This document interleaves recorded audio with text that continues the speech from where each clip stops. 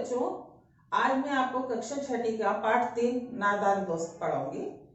नादान दोस्त में के लेखक जो हैं वो प्रेमचंद है। प्रेमचंद ने बहुत सारी सामाजिक कहानियां लिखी हैं। उन सामाजिक कहानियों के माध्यम से उन्होंने समाज में व्याप्त प्रथाओं, समाज में व्याप्त आडंबर या नादानी, दोस्ती और अंधविश्वास से संबंधित अनेक कहानियां लिखी हैं। उनमें एक कहानी है नादान दोस्त। तो नादान दोस्त जो कहानी है, इस कहानी में ये दिखाया गया है कि बच्चे नादानी में दोस्ती निभाते हुए कैसे गलती कर देते हैं। तो इस चीज को उन्होंने केशव और श्यामा नामक 2 बच्चों के माध्यम से बताया। केशव और श्यामा दोनों भाई बहन हैं। उनका जो घर का कार्निस के ऊपर चिड़िया ने घोंसला बना रखा है। और वो चिड़िया ने जो घोंसला बना रखा है उसमें चिड़िया ने अंडे दे दिए हैं। तो दोनों बहन भाई को उस अंडे के बारे में बात करने में बहुत मजा आता है। मतलब सुबह उठते ही सबसे पहले आंख मलते हुए सीधा वहां घोंसले के वहां जाते हैं और ऊपर अंडों को कार्निस पर देखते हैं। लेकिन कार्निस पर रखे हुए अंडे उनको दिखाई नहीं देते। उनकी माँ सुबह नाश्ते में दूध जलेबी देती है, तो उन्हें अंडों के अलावा वो दूध जलेबी भी बेकार लगती है।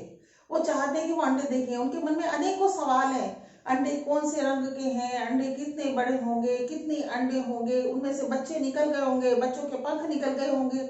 ऐसे अनेक प्रश्न उनके मन में थे। लेकिन उनके इन प्रश्नों का जवाब कोई भी नहीं देता था, क्योंकि उनके पिताजी जो थे वो अपने काम में इतने व्यस्त रहते थे कि उन्हें समय नहीं मिलता था। और उनकी माता जो है वो घर के कामों में लगी रहती थी। तो इस चक्कर में वो दोनों भाई बहन एक दूसरे से बात करते रहते हैं और अपनी जिज्ञासा को शांत करते रहते हैं। अब हुआ क्या, चिड़िया हर रोज आती है, चिड़िया घोंसले में बैठती है, जाती है। तो दोनों बहन भाई के मन में आता है कि चिड़िया है, इसने जो अंडे दिए हैं उन अंडों में से बच्चे निकलेंगे। तो बच्चे निकलेंगे तो चिड़िया को उन बच्चों के लिए भी दाना पानी लेने जाना पड़ेगा। तो बेचारी वो अपने लिए जो दाना पानी लेकर के आती है, उस दाना पानी से उन बच्चों का पालन पोषण कैसे करेगी, ये सोचकर वो परेशान हो जाते हैं। तो जब वो परेशान हो जाते हैं तो वो ये सोचते हैं कि हम इस चिड़िया के घोंसले के लिए कुछ व्यवस्था करते हैं। तो वो दोनों बहन भाई आपस में बात करते हैं कि हम इसके लिए ऊपर दाना पानी वगैरह रख देते हैं। तो वो बहन बोलती कि हम दाना पानी तो रख देंगे, लेकिन ऊपर धूप भी तो निकल रही है, तो बच्चों को धूप भी लगेगी।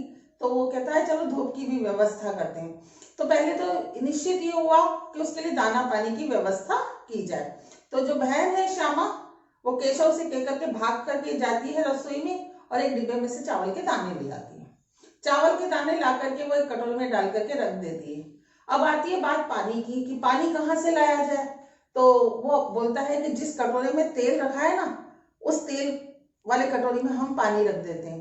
तो श्यामा जो है चुपचाप वो जो तेल था उसको जमीन पे फेंक देती है और उस कटोरे को अच्छे से धो करके और उसमें पानी भर देती है।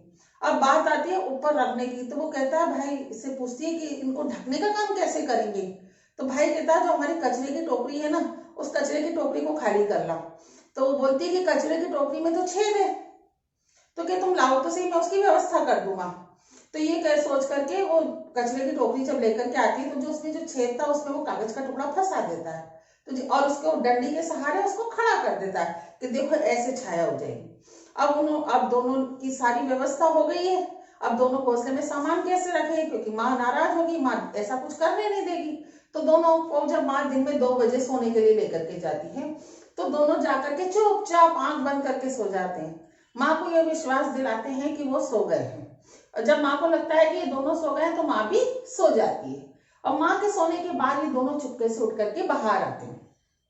बाहर आकर के वो केशव श्यामा से कहता है, जय स्टूल लेकर के स्टूल पर चढ़कर मैं ये सब सामान ऊपर रखूंगा। वो स्टूल लाता है, स्टूल पर चढ़ता है, लेकिन वो घोंसले तक नहीं पहुंच पाता। तो वो श्यामा से बोलता है कि तुम एक काम करो, बाथरूम से जाकर के बाथरूम का जो पट्टा है वो भी लेकर के आओ। वो बाथरूम का पट्टा लेकर के आती है और बाथरूम के पट्टे के ऊपर वह स्टूल रख देता है और रखने के बाद वो उसके ऊपर चढ़ता है। तो उन्होंने क्या करा था, एक फटा हुआ कपड़ा भी ले लिया था जिसकी 2-4 तह बना करके मोटा कर दिया था उसको। अब वो स्टूल पर चढ़ता है। स्टूल पर चढ़ करके वो जो अंडे थे वो तिनकों पर रखे हुए थे, तो उन अंडों को हटाता है और पहले कपड़ा बिछाता है, उन अंडों को उसके ऊपर रखता है। उसके बाद वो कटोरी में चावल का दाना रखता है और पानी का दाना रखता है। फिर वो टूटी हुई जो टोकरी थी उसको टेढ़ा करके उसमें डंडा लगा करके वहां छाया बना देता है। अब ये जब सब काम हो जाता है तो श्यामा बोलती भैया मुझे भी दिखाओ। तो कहता नहीं तुम चढ़ नहीं पाओगी। तो कहती जैसे आप चढ़े हुए हो और मैंने पकड़ रखा है ऐसे ही मैं चढ़ूंगी, तब आप पकड़ लेना, मैं भी देख लूंगी।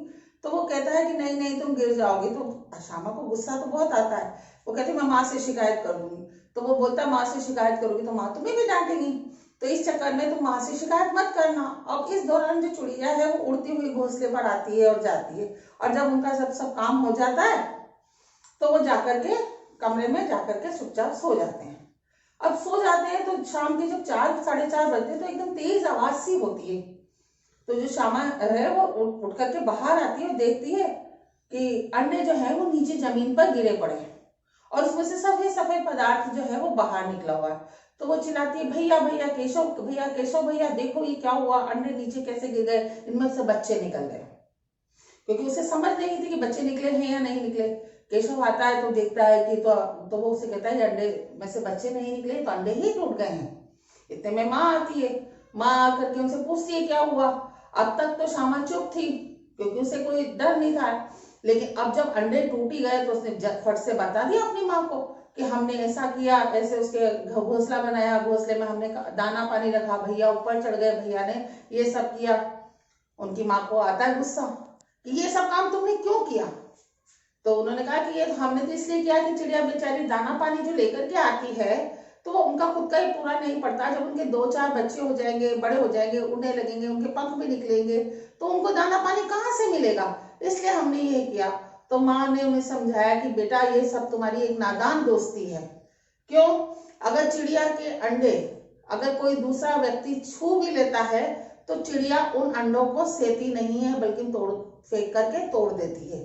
तो तुमने जो दोस्ती निभाई वो दोस्ती मतलब असल में वो दोस्ती नहीं बल्कि दुश्मनी बन गई, और इसलिए बन गई क्योंकि तुम नादान थे और तुम्हें पता नहीं था कि अंडों को छूने के बाद चिड़िया उस अंडों को नहीं सेती, और वो तुमने चिड़िया के बच्चों को मार दिया और अंडों को तुड़वा दिया। ये बातें सुनकर के केशव और श्यामा रोने लगे। वो बड़े दुखी हुए और उनकी माँ ने फिर उन्हें समझाया कि भविष्य में कभी भी ऐसा काम नहीं करना। भले तुम्हें ये लगता हो कि तुम दूसरों के लिए अच्छा कर रहे हो, लेकिन जरूरी नहीं है कि तुम्हारे द्वारा किया गया अच्छा कार्य भी दूसरे को अच्छा ही लगे। इसलिए उसी कार्य को करना चाहिए जिससे पहले बड़ों से परामर्श ले लिया करो, और ताकि तुम्हें बड़े लोग बता सकते हैं कि चिड़िया के अंडों को अगर तुम छू लोगे तो ये चिड़िया अंडों को तोड़ देगी। अगर तुम हमसे पूछ लेते तो ये चिड़िया के अंडे जो है वो टूटते नहीं और इनसे बच्चे निकल आते।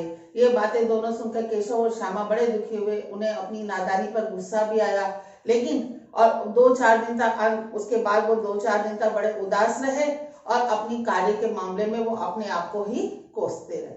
तो इस प्रकार मैंने आपको आज ये पाठ कक्षा 6 का पाठ 3 नादान दोस्त पढ़ाया है।